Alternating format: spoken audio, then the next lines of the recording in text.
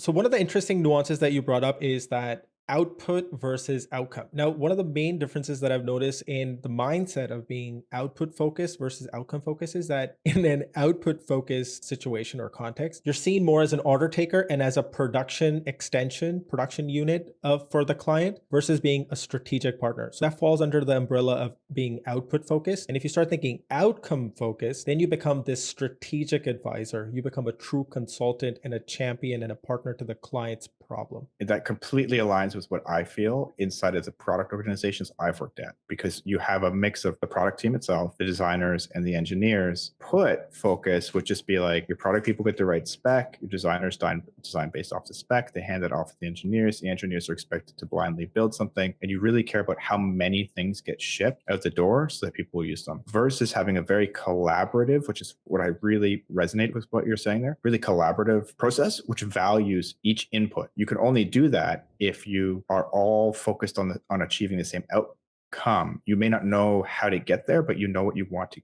achieve, and all those different inputs that can help you get there more effectively. That's such a good point. I can totally link output and outcome to a person's career path as well. Because typically, when you start out as a creative person, you're literally saying to the client, okay, how can I help you? And the client's like, okay, make a poster. And they're like, okay, I'll go make a poster. And you're just excited about doing the thing that the client wants you to do.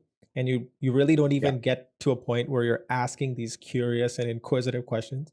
By the way, throwback to the last episode where we were talking about how as a creative leader, as you evolve, you begin to ask curious and inquisitive questions. I really like that thinking, though, which is interesting as we dive into it, because I also think we talked last episode about how you value yourself. We touched on it a very little bit, Yeah. but it's why something like Fiverr, when it came out, get your logo designed for $5. So you were placing a monetary value on the output, right? Okay, $5 to get a logo, awesome. No one's talked to you about how effectively that logo fits into a branding strategy, whether it actually resonates with your audience well. There's very little in the way of collaboration. Even something like, I think, Logo Joy a couple of years ago came out and it's like, oh, AI will help you build a logo. Basically, it's the same thing. It's a couple of inputs and outcomes a logo. That is a very different deliverable than an outcome driven collaborative approach with an agency. Paul, you would obviously be the expert here between the two of us, but that seems like a huge distinction of why, if you value output, you would pay $5. And if you value the outcome, you'd probably have a much larger budget and be willing to invest the proper amount of time. That's such a good point. There is a clear distinction between output